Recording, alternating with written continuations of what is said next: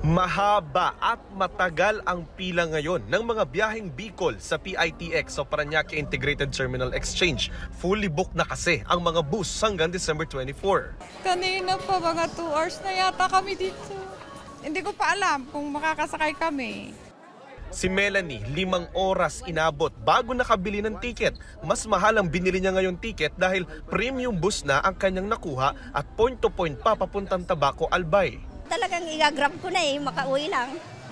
Pati sa mga bus terminal sa EDSA, matagal din ang hintayan ng mga pasahero dahil hindi agad makabalik sa Maynila ang mga bus galing Bicol. Lahat ng mga buses na dumadating dito sa Manila, puro delay po. Ang epekto dyan sa mga chance passengers o sa mga regular passengers namin, nag-aantay po sila. Wala rin maibiyahe ang bus company na ito sa Sampaloc, Maynila. Sa ngayon, bati ron sa mga dumating na bus, inaabot ng 18 to 20 hours bago makarating ng Naga. Dahil sa matinding traffic dito sa may parting Lupi, Andaya Highway. Ang traffic sa Bicol medyo problematic, no?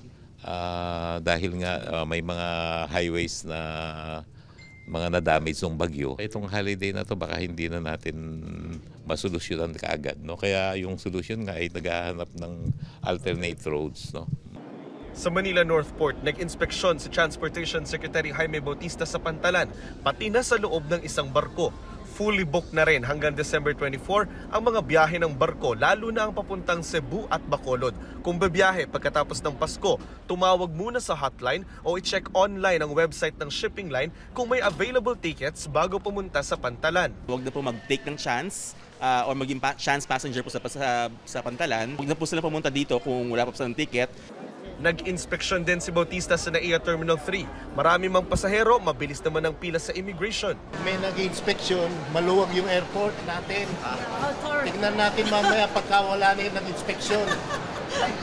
Inanunsyo rin ni Bautista na pagpapalitin na ng pwesto ang screening at immigration sa susunod na taon bago magsimana Santa. Ibig sabihin, mauuna munang i-screen ang mga bagahe bago humarap ang pasahero sa immigration para kung may masita sa x-ray machine na bawal pero mahalagang bagay, pwedeng iwan sa kasama. Pag merong mga items na hindi pala dapat ipasok, no? Kung nakadaan ka na ng immigration, kung i-confiscate na lang yan, no? Samantalang kung hindi ka pa dumadaan ng immigration, nakita na hindi pala pwedeng ipasok, pwede mong tawagan yung iyong mga kasama, ipagbilin mo sa kanila. Pinalawak na ng pamunuan ng kalsada sa arrival area ng Terminal 3 para sa mas maayos na daloy ng trapiko.